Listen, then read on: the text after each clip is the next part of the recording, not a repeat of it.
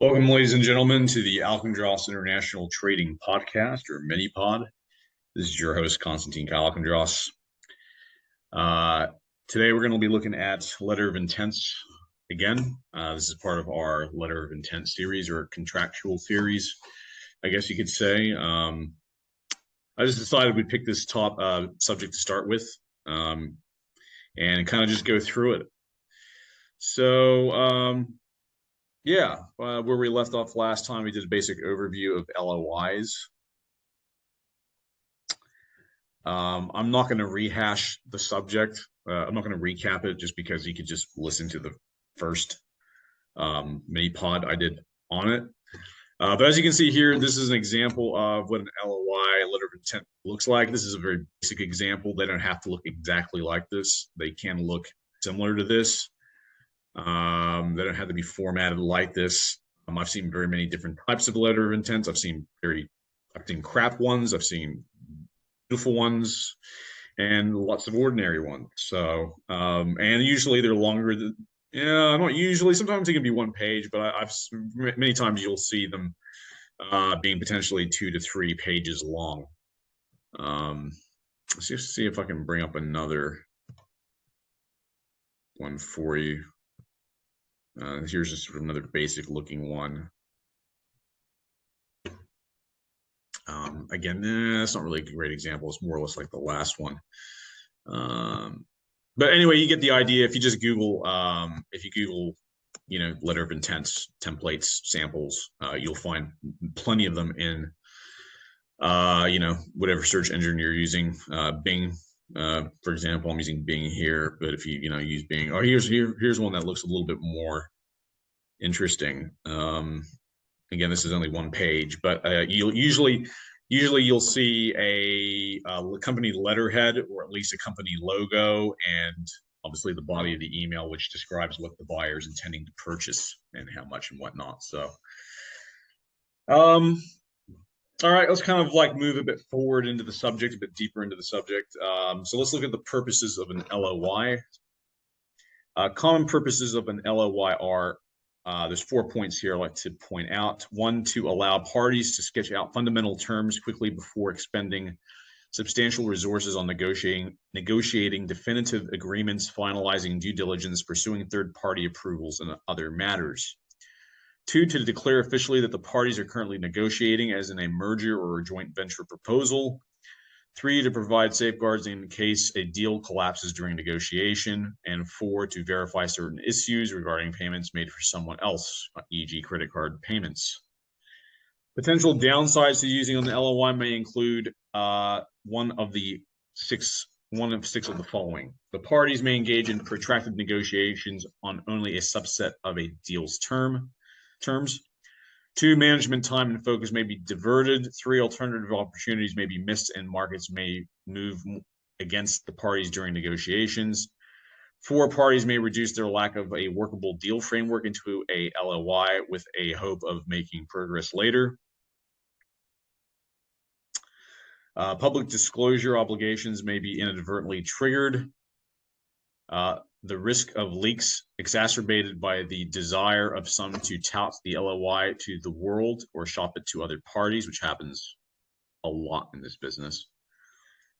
In the UK construction industry, it has been noted that a significant element within the industry appears to be content to have their commercial and legal relationships defined on the basis of a letter of intent rather than by clear and definite contracts, as a consequence of which problems often arise in relation to liability. Despite the perceived negative effects of this, you're going to need an LOI regardless when dealing with,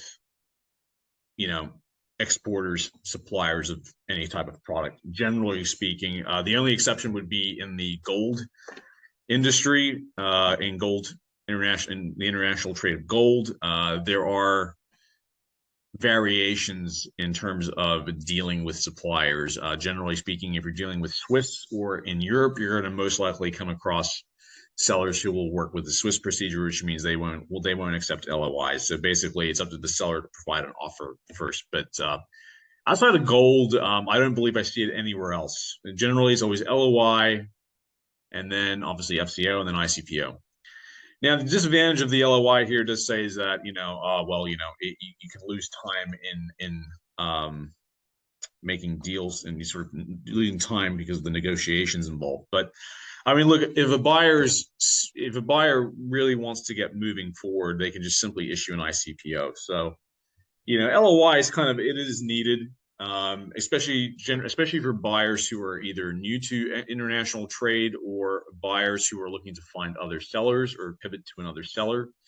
You may not go right away with an ICPO. And an LOI, and I guess the other, perceived, and the other thing being that an LOI is sort of the very first step, that can be perceived as maybe, the buyer may not be perceived as serious if it's just a letter of intent. But nevertheless, I mean, you have to start somewhere. So whether it be a letter of intent or an ICPO, I mean, regardless, you got to start somewhere. So I don't see there being any real issues with LOIs. The only look, me personally, the issue I'll have with LOIs is that they're just terribly written, terribly formatted. There's no company letterhead. There's like literally no. I've seen some terrible LOIs where you've literally had you don't even have like the company name, or you might have the company name but no letterhead, and there's no signature. Generally, though speaking, I guess those are very few and far between. And some of the ones that you do get like that are usually been edited by brokers or intermediaries who want to protect their buyer's contact, which I understand. But at the end of the day, I mean, a seller can't do anything with a redacted document. So I guess moving on, so let's look at specific examples. In academia, a letter of intent is part of the application process, in which it is also known as a statement of purpose or application essay. In education in the United States, letters of intent are also frequently reached between high school senior athletes and college universities for the reservation of athletic scholarships for the athletes upon graduation from high school. School administrators in secondary education often require a letter of intent before approving the formation of a student club. It's also used in real estate in cases where the real property in question is not listed on a multiple listing service. There may not be an easy way to notify the owner of the property and other interested parties of intent to purchase. Often it is necessary to officially begin the process of a purchase and allow all peripheral interested parties to begin any other processes with a letter of intent. For example, a multi-million-dollar loan for a commercial property may require a letter of intent before a financial institution will allow personnel to spend time working on said loan necessary for the completion of the sale. The same may be followed at the time of purchase by any company. A tenant and landlord may sign a letter of intent prior to signing a lease agreement to stipulate rental rates and all regulations of the future tenancy. In the solicitation of government grants, a letter of intent is highly encouraged, but is not required or binding, and does not enter into the review of a subsequent application.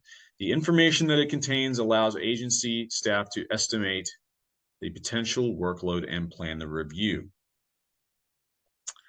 So that's a bit of information regarding letter of intents outside the international trade industry. Not really relevant, but it kind of gives you an idea sort of what these documents do, what their intended purpose is, and on and on and on. So let's see how much time we got left. There's still okay. We still got a fair bit of time, which is good. So, so like I said, in a nutshell, that's what a letter of intent is. Literally, it's a letter with the intention to tell potential sellers or buyers. It's not buyers, sellers, or brokers or other people on the seller side that a buyer is intending to purchase a particular item. I'll repeat again, LOIs should have the company letterhead. They should be signed and sealed, stamped, and they can be, it can be digital stamp, digital signature, or digital seal. Doesn't really matter, just as long as it's got the company letterhead signed and sealed and stamped.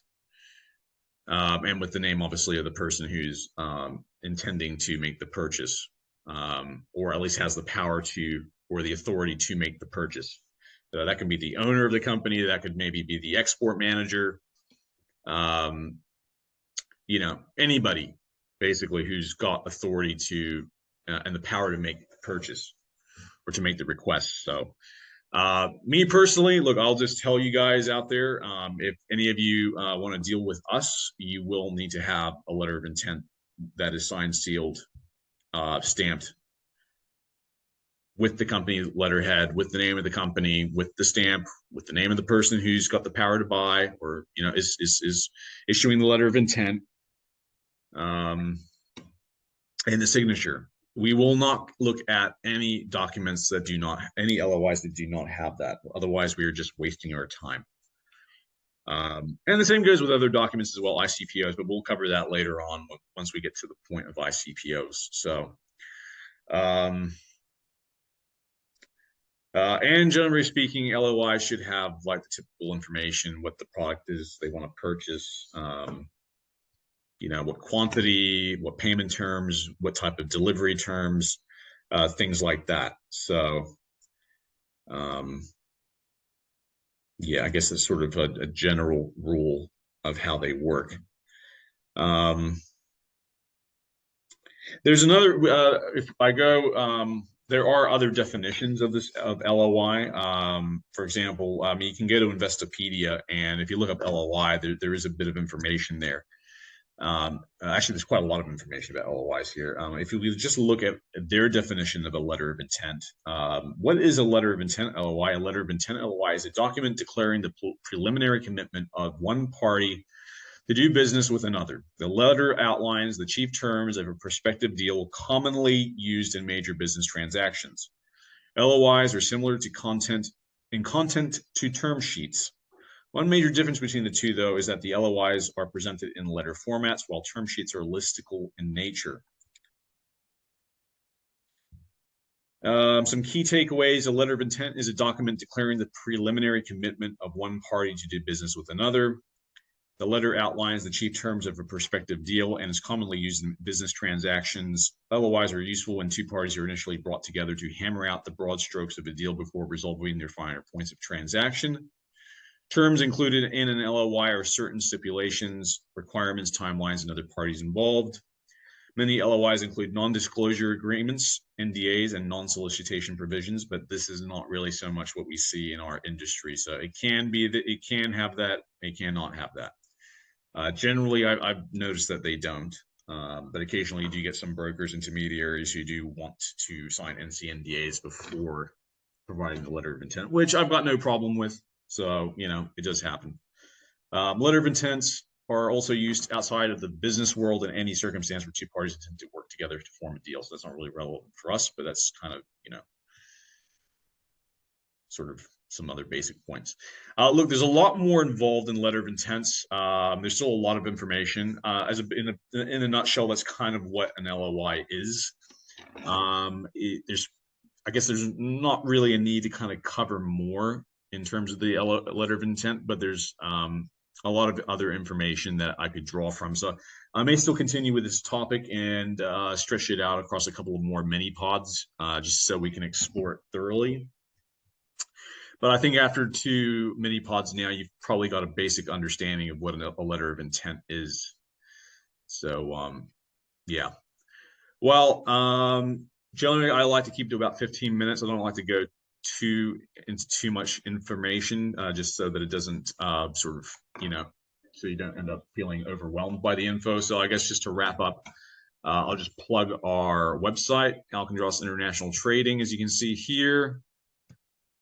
So this has got everything from, our procedures, our products, our services, provide escrow services, document services, consultation services, and you can become a member of the site.